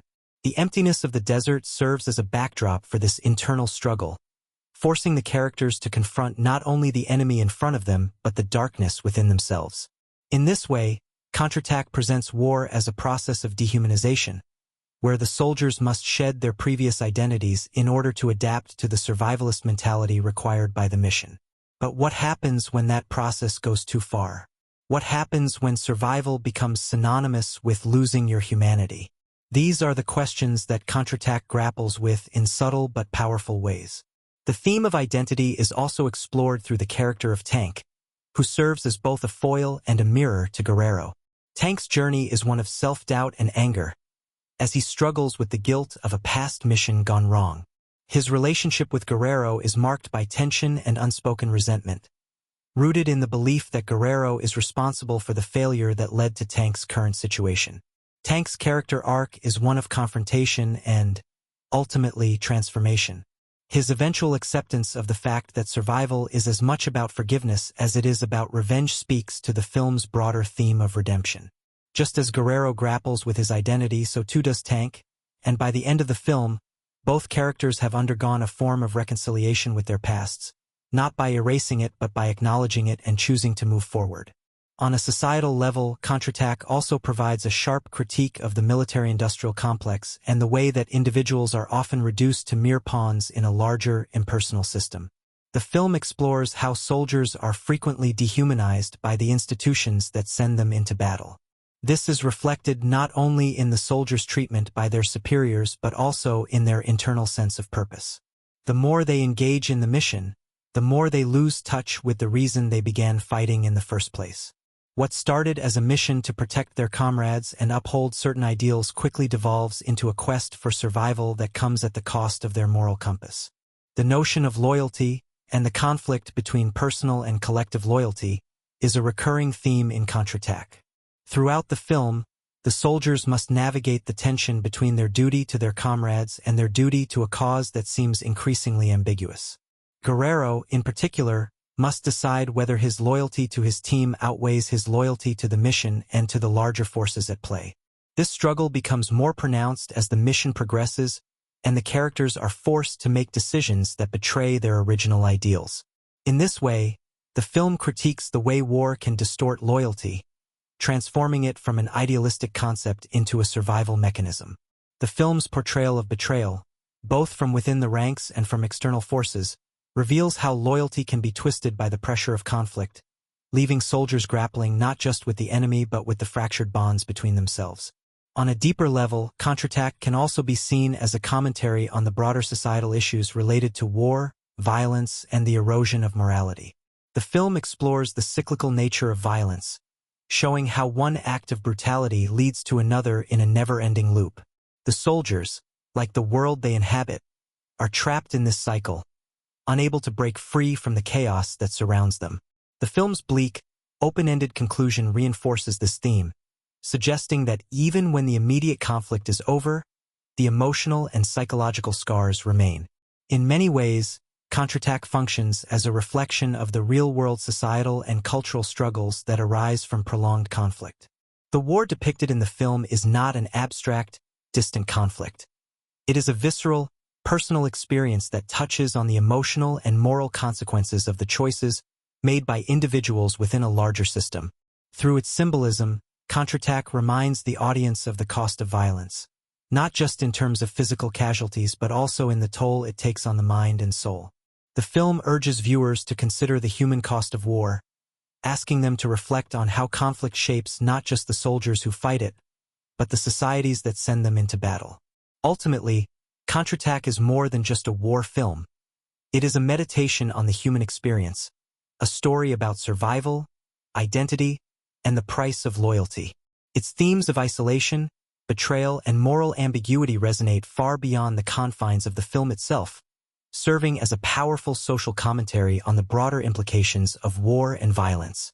The film's symbolism, the desert as a metaphor for emotional and existential isolation, the internal struggle for identity, and the complex relationships between loyalty, duty, and morality, paints a portrait of a world where survival often comes at the cost of everything one holds dear. In Contraataque, the filmmaking techniques are as much a part of the storytelling as the narrative itself. The film's visual style, cinematography, sound design, and music all work in harmony to create a deeply immersive and emotionally resonant experience. The director, Jorge Ramos, uses these tools to enhance the themes of survival, moral ambiguity, and the brutal realities of war, shaping the audience's emotional journey with every frame, every sound, and every note. These elements are not just aesthetic choices. They are essential to understanding the deeper layers of the film and its exploration of the human condition under extreme stress. At the heart of Contraataque's visual storytelling is the cinematography, which is masterfully executed by Alfredo Diaz. The film is shot in such a way that the camera itself becomes a participant in the characters' struggles, a silent witness to the isolation, desperation, and fragile hope that drive the narrative. One of the most striking aspects of the cinematography is its use of wide-angle shots, particularly those that depict the vast, desolate desert landscape. These shots are not just breathtaking to look at. They are symbolic of the emotional and psychological isolation that the soldiers experience throughout the film. The endless stretches of sand, stretching as far as the eye can see, serve as a reminder of how small and insignificant the characters feel in the face of the environment, the mission, and, ultimately, the overwhelming chaos of war. Diaz's use of wide shots also has a practical purpose in the film, emphasizing the scale and harshness of the world the characters inhabit. The vast desert becomes an unforgiving backdrop to the soldiers' actions, heightening the tension and sense of danger. But it's not just about showing the vastness of the desert. The shots also convey a sense of entrapment. Despite the seemingly endless expanse, the characters are trapped in the relentless cycle of violence and survival, with no escape in sight. The large, open landscapes are juxtaposed with more intimate, confined shots when the action becomes more personal, such as during the moments of close combat or quiet conversations.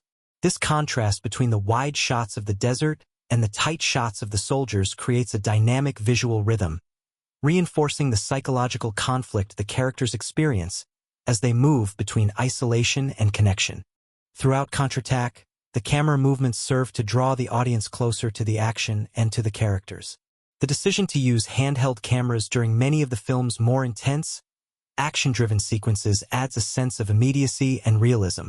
The camera shakes, moves with the characters, and almost becomes an extension of their own nervous energy, heightening the intensity of scenes involving ambushes, explosions, and moments of extreme danger. This choice intensifies the feeling of chaos, creating a visceral experience that mirrors the soldiers' disorientation and fear. The sense of unpredictability in the camera work allows the viewer to experience the action not from a distant, safe vantage point, but from within the storm itself. It's a technique that places the audience in the shoes of the soldiers, creating a deeper emotional connection to their plight. At the same time, the cinematography's moments of stillness and quietness are just as powerful. In the quieter, more reflective scenes, the camera lingers on characters' faces, allowing the audience to feel the weight of their internal struggles. These moments of silence are often accompanied by slow, deliberate movements, creating a sense of pause amidst the frenetic energy of the war. The contrast between these still moments and the more chaotic, handheld action sequences mirrors the psychological fluctuations of the characters. In their more introspective moments, the characters are allowed to reflect, to wrestle with their decisions and their guilt. The cinematography, in these instances, gives space for the audience to contemplate alongside the characters, providing a quiet reprieve before the next storm of violence. In addition to the cinematography, Counterattack's editing plays a crucial role in shaping the film's narrative flow and emotional rhythm. The film often cuts between the present-day action of the soldiers in the desert and flashbacks to their previous missions, offering insight into their motivations and the choices that have led them to this point. The transitions between past and present are handled with remarkable subtlety, often marked by slight shifts in color grading or lighting. The flashbacks, bathed in warmer tones, provide a stark contrast to the cooler, more desaturated look of the present. This visual cue helps the audience easily distinguish between the two timelines, but it also highlights the emotional divide between the past and the present. The flashbacks serve as moments of reflection, allowing the characters to confront the actions they've taken and the consequences they now face. They also provide necessary context, shedding light on why the soldiers are so deeply affected by their current situation. The pacing of the film is another area where the editing plays a significant role. At times, the cuts are rapid and jarring, heightening the sense of chaos and unpredictability that pervades the action sequences. In these moments, the editing mirrors the disorientation felt by the soldiers as they are thrust into dangerous situations with little warning. At other times, the pacing slows, allowing the tension to build slowly, as the characters prepare for confrontations or wrestle with their internal conflicts. This ebb and flow between fast-paced action and slower, more deliberate moments creates a dynamic rhythm that keeps the audience engaged, while also providing room for reflection and emotional depth. However, it's not just the camera work and editing that elevate Contraataque to a visually compelling experience. The film's sound design is a key element in shaping the overall mood and immersing the audience in the story. The sound design in Contraataque is subtle but powerful, enhancing the emotional intensity of the scenes without overwhelming them. In many of the action sequences, the sound design focuses on the individual elements of the environment. The whistling of the wind, the crackle of distant gunfire, the sudden blast of an explosion. The film doesn't rely on over-the-top sound effects. Instead, it creates a more realistic and immersive soundscape, where even the smallest sounds, the creaking of boots on sand or the clinking of metal, become meaningful and charged with tension. The film also makes effective use of silence, particularly during moments of emotional weight or uncertainty. There are long stretches where the only sounds are the ambient noises of the desert, the howling wind, the distant cries of animals, and the shifting of sand. These moments of quiet allow the audience to focus on the characters' internal experiences. Silence in Contraataque isn't simply an absence of sound. It is a presence in itself, amplifying the emotional landscape of the film.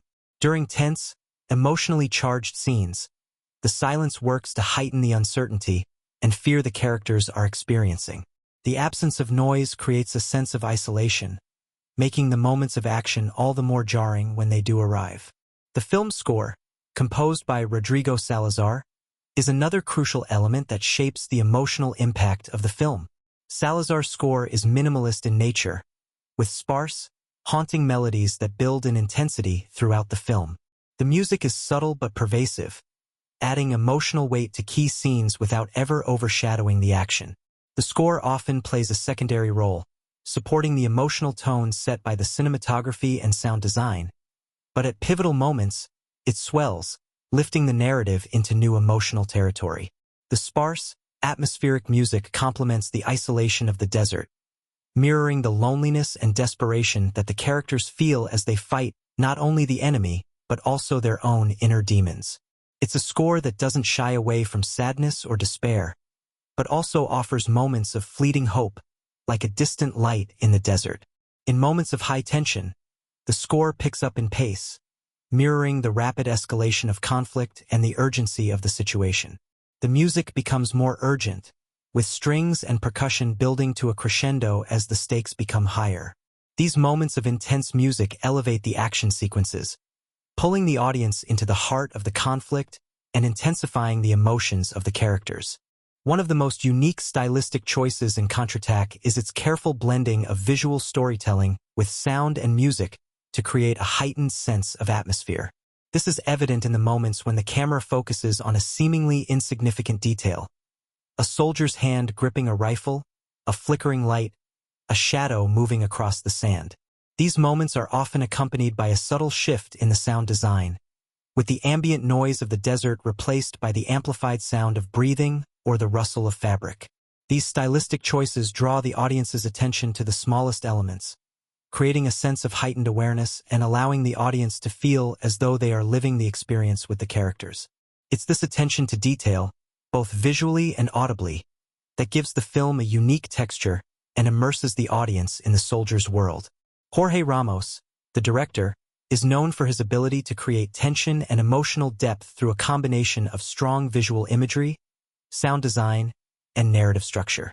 In Contraataque, he employs these tools to tell a story that is not only about survival in a war zone but about the emotional and psychological toll of war.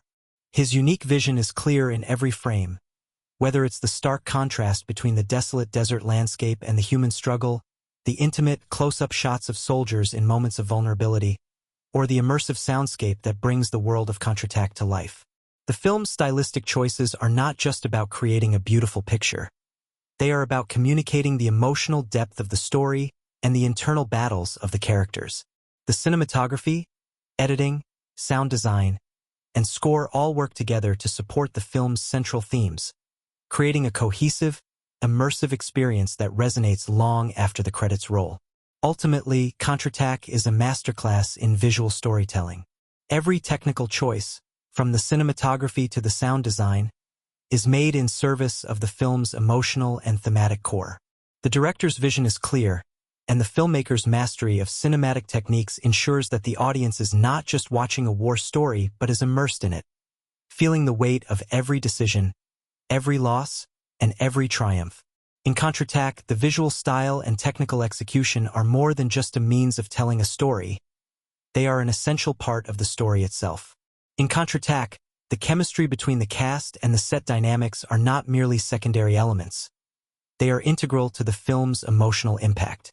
From the first scene to the last, the actors' performances are deeply intertwined with the story's intensity, bringing to life the complex psychological battles and moral dilemmas the soldiers face. The film's ensemble cast elevates its already gripping narrative, imbuing each moment with a palpable sense of urgency, camaraderie, and tension.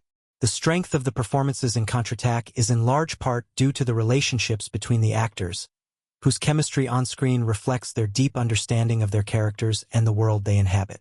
Behind the scenes, the atmosphere of collaboration and shared commitment to the film's vision played a key role in shaping the film's final outcome.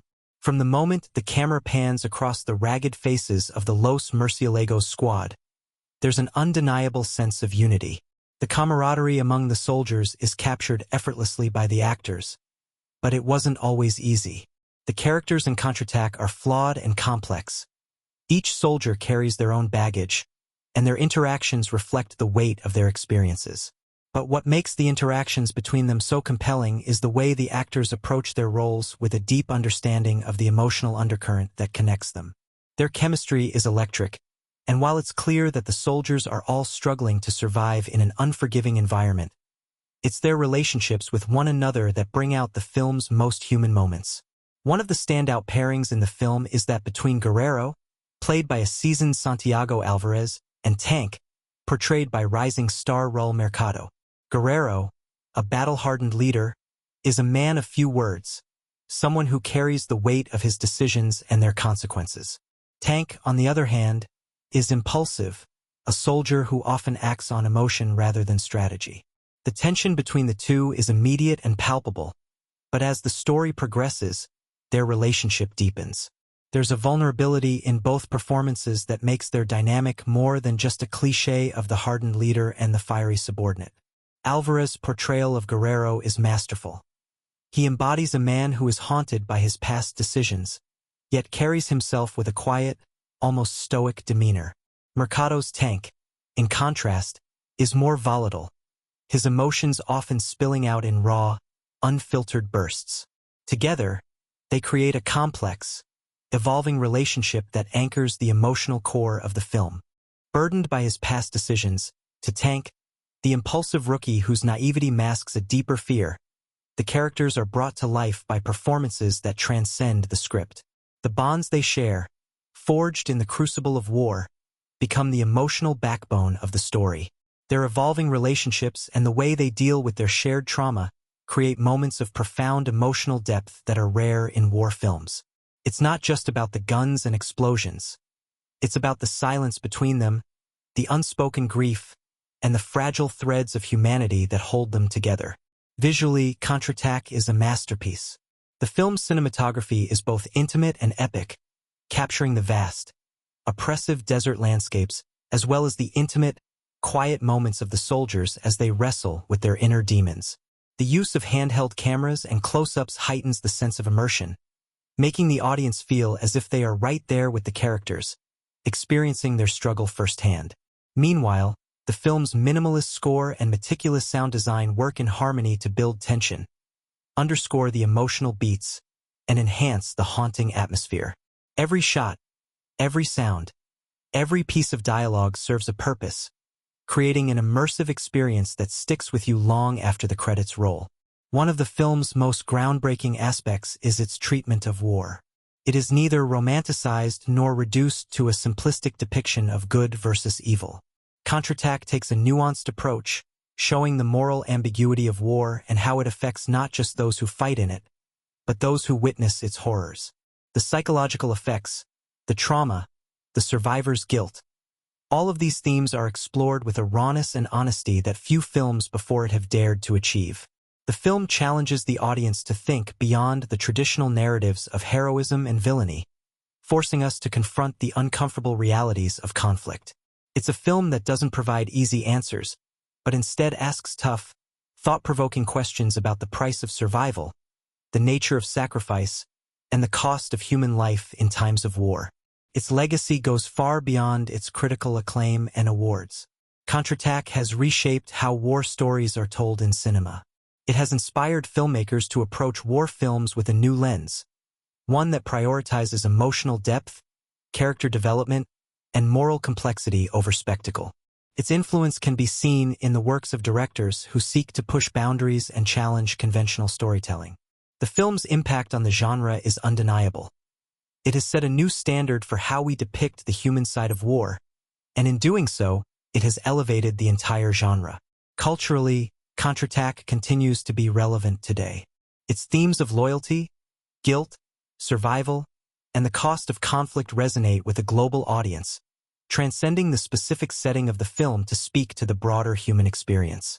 The film has become a touchstone in the conversation about war, trauma, and the psychological toll of violence.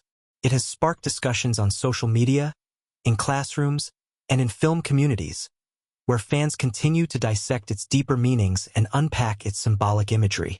In an era where the world still faces complex conflicts, Contraataque serves as a powerful reminder of the emotional cost of war and the necessity of understanding and empathy.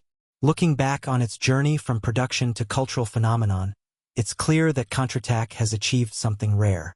It has entered the canon of modern cinema, not just as a war film, but as a timeless meditation on the complexities of the human condition. It continues to inspire filmmakers, provoke thoughtful discussion, and resonate deeply with audiences around the world. It's a film that holds a mirror up to the darkest corners of humanity, forcing us to look at ourselves with an unflinching gaze, and in doing so, it reminds us that even in the darkest moments, the bonds we form with others can be a source of strength and redemption. As we reflect on the impact and legacy of Contraataque, we are reminded of the power of cinema to not only entertain but to challenge, provoke, and ultimately change the way we see the world. This film has set a new standard for storytelling, and its influence will continue to shape the way we approach war films and character-driven narratives for years to come. It's a testament to the power of storytelling, how it can connect us to the past, illuminate our present, and shape our future. If you love this breakdown, give the video a thumbs up and subscribe for more deep dives into the world of cinema. Let's keep exploring movies together.